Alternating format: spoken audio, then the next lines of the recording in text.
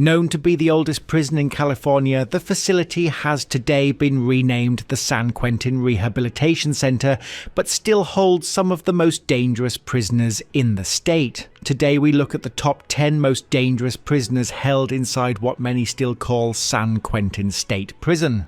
Make sure to comment down below if you think I missed anything, and throw a like on the video if you enjoy these long form videos. Number 10. Vincent Edward Brothers. Convicted American murderer, Brothers gained national attention due to the shocking nature of his crimes, including the murder of his wife, his 3 children and his mother-in-law. Brothers was a well-educated individual who worked as a vice principal at an elementary school in Bakersfield, California. His victims are thought to have totaled 5 people. However, initially Brothers had an alibi suggesting he was on a trip to Ohio at the time of the murders. Forensic evidence, such as insect fragments found in the radiator of his car, indicated that the car had travelled through the desert to California and back during the time of the murders. Other evidence included discrepancies in his travel logs and phone records, while prosecutors suggested Brothers was motivated by personal and financial issues. Additionally, life insurance policies taken out on the family members added a financial angle to the motive. Arrested in April 2004, Brothers' trial became national news, and he was later convicted on 5 counts of first-degree murder. He was sentenced to death and remains on death row at San Quentin. Number 9. Richard Allan Davies. Best known for the 1993 kidnapping and murder of Polly Klaas, who was abducted from her home during a sleepover with friends. On December 4th, 1993, Davies confessed to the crime and was arrested on suspicion of kidnapping and murder. Davies's trial began in 1996, with the evidence against him being overwhelming, including forensic evidence and his own confession. He was convicted of first-degree murder with special circumstances, as well as kidnapping and other charges. Davies displayed a lack of remorse during the trial, even making a controversial statement suggesting Polly's father was partly to blame for the tragedy, a claim that was widely condemned. On August 5th, 1996, Davies was sentenced to death and remains on death row at San Quentin. The crime and case were a key factor in the passing of California's 3 strikes law, which imposes harsher sentences on repeat offenders. Number 8. Bobby Beausoleil. Former associate of the infamous Manson family, a cult led by Charles Manson, Beausoleil is best known for his involvement in the murder of Gary Hinman. Before becoming involved with the Manson family, he was a musician and aspiring actor, appearing in underground films and playing in bands, while being associated with the counterculture scene in Los Angeles. In July 1969, Charles Manson ordered Beausoleil and other followers to visit Hinman, who they believed had money to contribute to the group. When Hinman refused to hand over his assets, Beausoleil, along with Susan Atkins and Mary Bruner, held him hostage for 2 days. Beausoleil claimed the murder was instigated by Manson and others, though he ultimately carried it out himself and attempted to frame a racial group named the Black Panthers. Convicted of first-degree murder and sentenced to death, his sentence was later commuted to life imprisonment when California abolished the death penalty in 1972. While incarcerated, he has pursued music and art, recording music and creating visual artwork, gaining some recognition in underground and counterculture circles for his creative output. Number 7. Bruce Davis. Growing up in a religious household and attending college, Davis eventually dropped out and became involved in the counterculture movement of the 1960s. He joined Charles Manson and his followers in 1967, becoming a trusted member of the group. He was present during the events leading to Gary Hinman's death, though he did not directly participate in the killing. Davis, along with Manson and other followers, was directly involved in stabbing and beating Donald Shea to death after believing he was a police informant. Arrested in 1970 along with other members of the Manson family in 1972, he was convicted of first-degree murder for both killings. He was sentenced to life imprisonment, where he apparently became a born-again Christian and earned a doctorate in religious studies. Number 6. Billy Ray Waldon. Involved in a series of violent crimes across Oklahoma and California during the mid-1980s,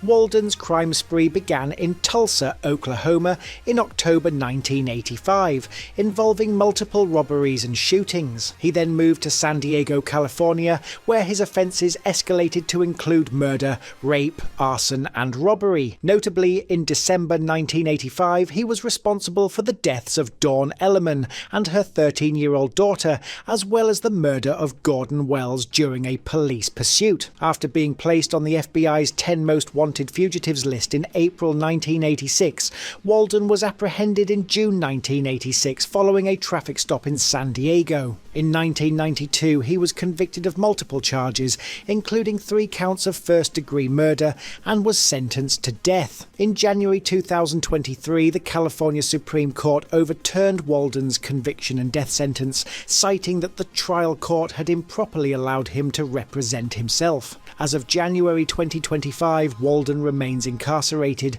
awaiting a new trial following the overturning of his previous convictions. Number 5. John Dunkle. Convicted of murdering 3 young boys in California during the early 1980s, Dunkle was also involved in other violent incidents, including assaults and hit-and-runs. Dunkle murdered John Thomas Davies, Lance Turner and Sean Gregory Daniel, and became known as the Peninsula Serial Killer. After being observed entering a home in Rancho Cordova while under police surveillance, Dunkle was arrested and linked to the murders through investigative work. He was sentenced to death in January 1990 despite being diagnosed with severe schizophrenia and even assigned a legal guardian. Number 4. Skyler Deleon. Former child actor Deleon became notorious for the brutal killings of Thomas and Jackie Hawks in 2004 and once starred in the Mighty Morphin Power Rangers series. In November 2004, Deleon, accompanied by his then-wife Jennifer and accomplices,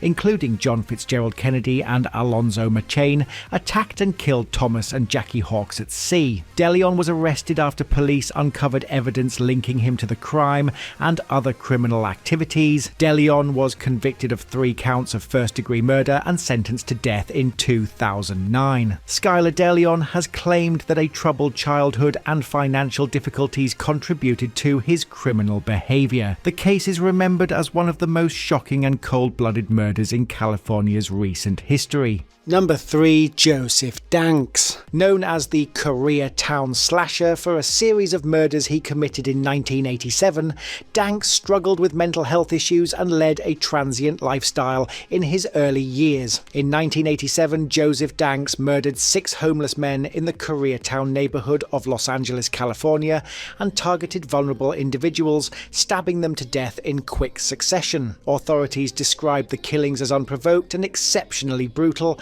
and Danks showed no apparent motive beyond a deep-seated desire to kill. In 1990, while serving a life sentence for the Koreatown murders, Danks committed another murder in prison. He strangled his cellmate Walter Holt to death, and this additional crime demonstrated his continued dangerousness even behind bars. Joseph Danks was initially sentenced to life in prison without the possibility of parole for the Koreatown murders. However, after the prison murder of Walter Holt, he was tried and sentenced to death. Danks has since been diagnosed with severe antisocial personality traits and other mental health disorders. Number 2. Wayne Adam Ford. Another American serial killer whose crimes came to light in a particularly shocking manner, Ford preyed on vulnerable women, killing at least 4 victims between 1997 and 1998. Ford served in the US Marine Corps and later worked as a truck driver while struggling with mental health problems,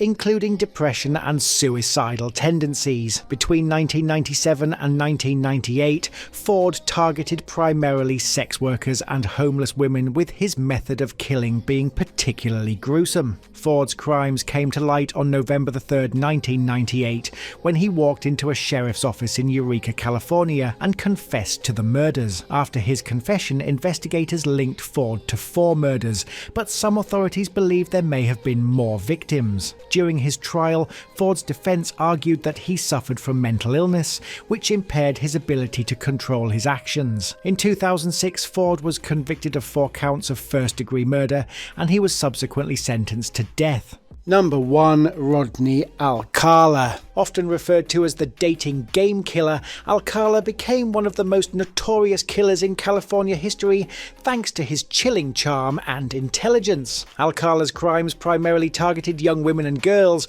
beginning in the late 1960s. His method of operation included luring victims under the pretense of photography, as he presented himself as an aspiring professional photographer. Once isolated, he would assault and kill his victims, often displaying a calculated and disturbing level of cruelty. The use of photography in his crimes later played a significant role in identifying potential victims and connecting him to multiple cases. In 1978, while actively committing crimes, Alcala appeared on the popular television show The Dating Game. Alcala was arrested multiple times over the years, but the full extent of his crimes remained hidden until advancements in DNA technology linked him to numerous murders. He was eventually convicted of multiple counts of murder and sentenced to death in 2010. Thanks for watching this video on the top 10 most dangerous prisoners in San Quentin State Prison. Please throw a like on the video to support the ongoing series, comment down below if you think I missed anything, and subscribe for more top list videos coming soon.